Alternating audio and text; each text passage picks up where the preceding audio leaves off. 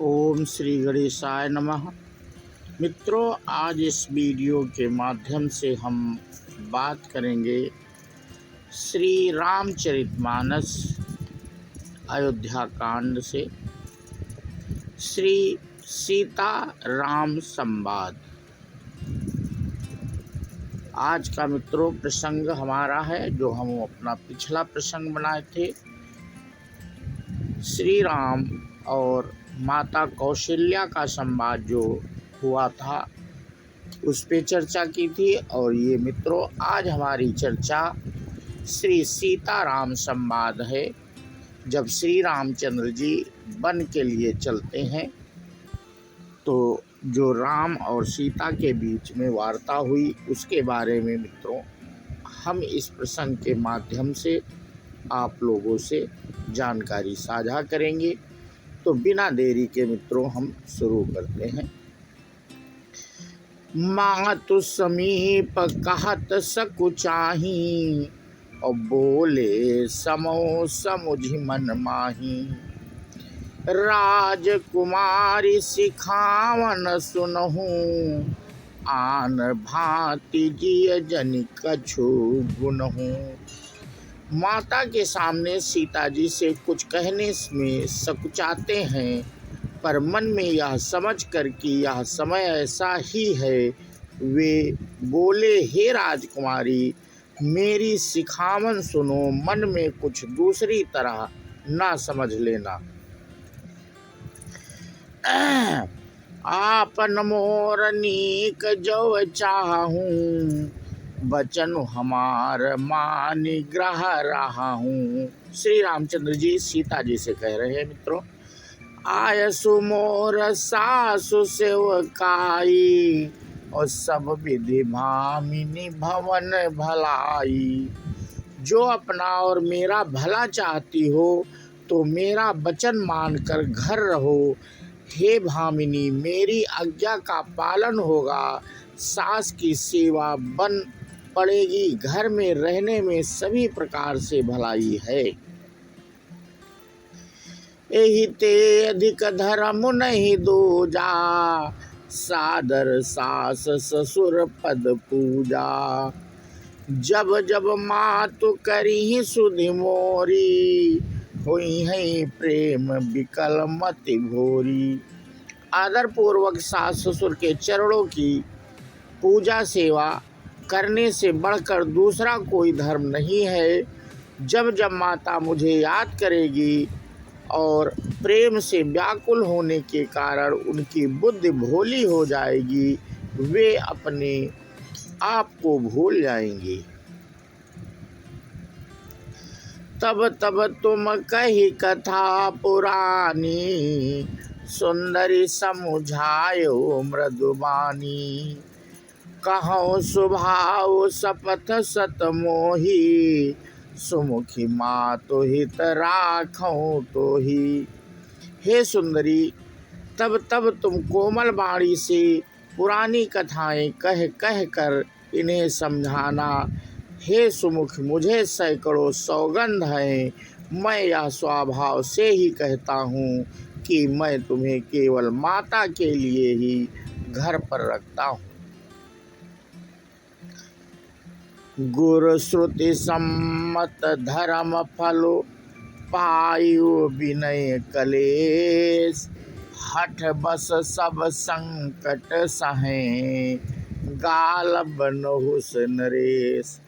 मेरी आज्ञा मानकर घर पर रहने से गुरु और वेद के द्वारा सम्मत धर्म के आचरण का फल तुम्हें बिना ही क्लेश के मिल जाता है, किंतु हठ के बस में होकर गालव मुनि और राजा नहुस आदि सब ने संकट ही सहे। मैं पुनि करि प्रमाण पितुबानी, बेग फिरब सुनु सुमुखी सयानी। दिवस जात नहीं लागी बारा, सुंदरी सिखावन सुनहु हमारा। हे सुमुखी, हे सयानी, सुनो, मैं भी पिता के वचन को सत्य करके शीघ्र ही लौटूंगा, दिन जाते देर नहीं लगेगी। हे सुंदरी, हमारी यह सीख सुनो। श्री रामचंद्र जी सीता जी को बहुत प्रकार से समझाने की मित्रों कोशिश कर रहे हैं। यहाँ पे जब हठ करहु प्रेम बस बामा, तब तुम दुख पाऊ परिणामा। काननु कठिन भयंकर भारी, घोर घाम हिम बारी बयारी। वे बामा यदि प्रेमवश हट करोगी तो तुम परिणाम में दुख पाओगी। वन बड़ा कठिन क्लेशदायक और भयानक है। वहाँ की धूप, जाड़ा, वर्षा और हवा सभी बड़े भयानक हैं। कुश कंटक मंग काकर नाना, चलब पयो पया देहि बिनु पद त्राना।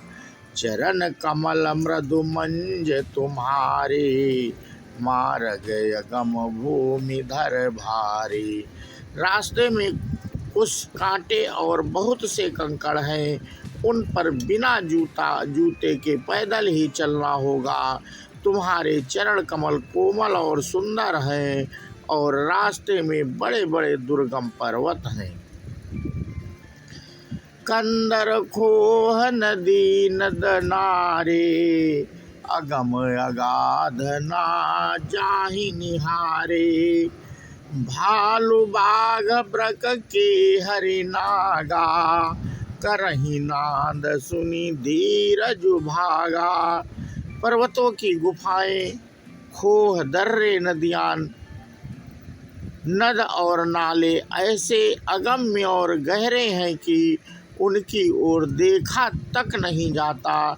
रीछ, बाघ, भेड़िए, सिंह और हाथी ऐसे भयानक शब्द करते हैं कि उन्हें सुनकर धीरज भाग जाता है।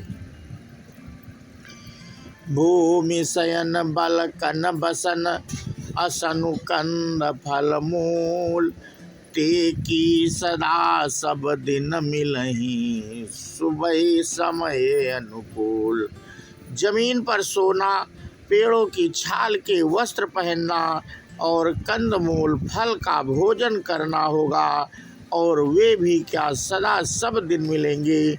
सब कुछ अपने अपने समय के अनुकूल ही मिल सकेगा। नर आहार रजनी चर चरही, कपट बेस विधि कोटिक करही। लागई अति पहार कर पानी, विपिन विपत्ति नहीं जाई बखानी। मनुष्यों को खाने वाले निशाचर राक्षस फिरते हैं। वे करोड़ों प्रकार के कपट रूप धारण कर लेते हैं। पहाड़ का पानी बहुत ही लगता है। वन की विपत्ति बखानी नहीं जा सकती। ब्याल कराल बिहग बन घोरा, निशिचर निकर नारी नर चोरा। डर पहि धीर गान सुधियाए, मृगलोचनी तुम भीरु सुभाए। वन में भीषण सर्प, भयानक पक्षी और स्त्री पुरुषों को चुराने वाले राक्षसों के झुंड रहते हैं। वन की भयंकरता याद आने मात्र से ही धीर पुरुष भी डर जाते हैं। फिर हे मृगलोचनी, तुम तो स्वभाव से ही डरपोक हो। हंस गमन तुम नहीं बन जोगो, सुनी अप जसु मोहि देई हैं लोगो। मानस सलिल सुधा प्रतिपाली, जियई की लवन पयो धिमराली। हे हंस गमनी, तुम वन के योग्य नहीं हो। तुम्हारे बन जाने की बात सुनकर लोग मुझे अपशय देंगे, बुरा कहेंगे। मानसरोवर के अमृत के समान जल से पाली हुई हंसनी कहीं खारे समुद्र में जी सकती है। नवरसाल नव विहरन शीला, सोह की कोकिल विपिन करीला। राहो भवन अस हृदय विचारी, चंद बदनी दुख कानन भारी। नवीन आम के वन में विहार करने वाली कोयल क्या करील के जंगल में शोभा पाती है। हे चंद्रमुखी, हृदय में ऐसा विचार कर तुम घर ही पर रहो, वन में बड़ा कष्ट है। सहज सुहद गुर स्वामी सिख, जो न करे सिर मानी, सो पछिताई अघाई उर, अवश्य होई हितहानि। स्वाभाविक ही हित चाहने वाले गुरु और स्वामी की सीख को जो सिर चढ़ाकर नहीं मानता, वह हृदय से भर पेट पछताता है और उनके हित की हानि अवश्य होती है। सुनी मृदु बचन मनोहर प्रिय के, लोचन ललित भरे जल सिय के, शीतल सिख दायक भय कैसे, और चकहि शरद चंद निशि जैसे। प्रियतम के कोमल तथा मनोहर वचन सुनकर सीता जी के सुंदर नेत्र जल से भर गए। श्री राम जी की यह शीतल सीख उनको कैसी जलाने वाली हुई, जैसे चकवी को शरद ऋतु की चांदनी रात होती है। उतरु न आव बिकल भय देहि, तजन चाहत सुचि स्वामी स्नेही, बर बस रोकि बिलोचन बारी, धरि धीरज उर अमनि कुमारी। जानकी जी से कुछ उत्तर देते नहीं बनता। वे यह सोच कर व्याकुल हो उठी कि मेरे पवित्र और प्रेमी स्वामी मुझे छोड़ जाना चाहते हैं। नेत्रों के जल आंसुओं को जबरदस्ती रोककर वे पृथ्वी की कन्या सीता जी के हृदय में धीरज धरकर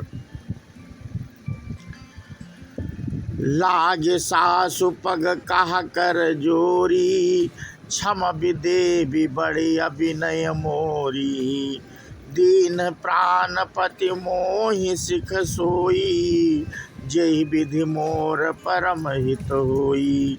सास के पैर लगकर हाथ जोड़कर कहने लगी, हे देवी, मेरी इस बड़ी भारी ढिठाई को क्षमा कीजिए।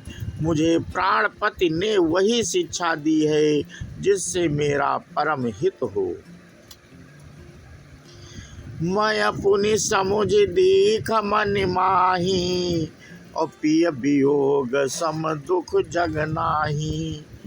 परंतु मैंने मन में समझ कर देख लिया कि पति के वियोग के समान जगत में कोई दुख नहीं है। तो मित्रों, आज अपना प्रसंग मित्रों हम यहीं पे समाप्त करते हैं। इसके आगे का प्रसंग मित्रों हम अपने अगले भाग में आप लोगों से साझा करेंगे। तो बोलो श्यावर रामचंद्र की जय, हनुमान की जय। जय हिंद, जय भारत, वंदे मातरम।